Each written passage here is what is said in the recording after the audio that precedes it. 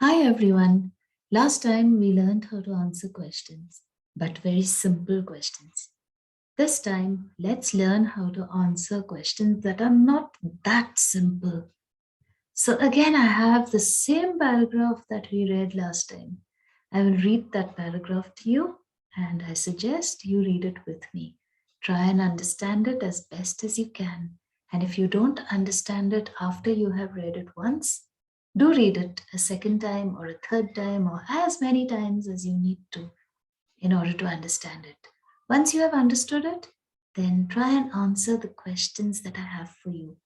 Do them orally first in your mind, and then use a notebook and a pen to write the answers down.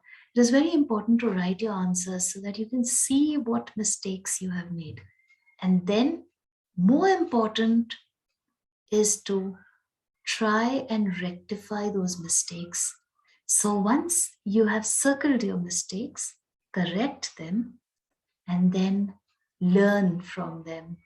Try not to make those same mistakes again. That's how you will improve your English. Let's do this. So here is the same paragraph that I read the last time. I will read it again. Ready? Edmund had eaten his share of the dinner, but he hadn't really enjoyed it because he was thinking all the time about Turkish delight. And he had not enjoyed the conversation much either, because he kept thinking that the others were taking no notice of him and trying to give him the cold shoulder. They weren't, but he imagined it. And then he had listened until Mr. Beaver told them about Aslan the lion, and until he had heard the whole arrangement for meeting Aslan at the stone table. It was then that he began very quietly to edge himself under the curtain which hung over the door. Just as Mr. Beaver was repeating the rhyme about Adam's flesh and Adam's bone, Edmund very quietly turned the door handle, and just before Mr. Beaver had started telling them that the White Witch wasn't really human at all, but half a Jinn and half a giantess, Edmund got outside into the snow and cautiously closed the door behind him. I hope you have understood it. If you haven't, like I said, do read it again. And if you have understood it, let's proceed with the questions that I have for you. Here's the first one. Why had Edmund not enjoyed his dinner? This one's not so hard. Why had Edmund not enjoyed the conversation? Okay. And how did Edmund manage to leave the room without the others noticing his exit? So the first and second may not be that difficult, but the third one is a little tricky. You have to be careful how you express yourself. So let's begin with the first one. Why had Edmund not enjoyed his dinner? That's quite simple and straightforward. Yes, Edmund had not enjoyed his dinner because he was thinking about Turkish delight. What about the second one? Why had Edmund not enjoyed the conversation? Quite simple, I think. Edmund had not enjoyed the conversation because he thought that everyone was ignoring him and giving him the cold shoulder.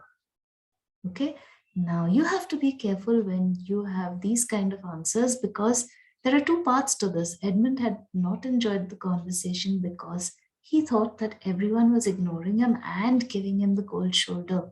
Now, if your teacher has planned to give you 2 marks for this answer and you just write till ignoring him, you will only end up with 1 mark. So be careful how you answer. Be careful to include every point that you need to. Okay, now let's see if you can manage this one. How did Edmund manage to leave the room without the others noticing his exit?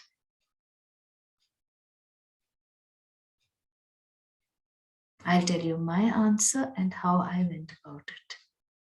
Edmund quietly edged himself under the curtain that hung over the door, turned the handle, and slipped out while the others were engaged in conversation. Okay, so everyone was busy talking, hence they did not notice what Edmund did. He went close to the door. You can see that in the picture, there's a curtain hanging over the door. So he went closer and closer to the door and then edged himself under the curtain, went under that curtain that was hanging over the door. When they were all busy talking, he turned the handle, opened the door, went outside, and even closed the door. And everyone was so busy talking that they did not hear all that. They didn't even know that he had left. Please also remember to begin every sentence with a capital letter and end it with a full stop. Only then will it be a complete sentence.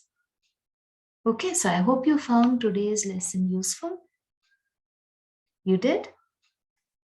Please come back again for my next lesson, which is again a similar one. I will have the same paragraph for you and questions that are a little more tricky. So if you're interested in doing that, do come back for the next video. I'll see you soon, and until we do, cheerio.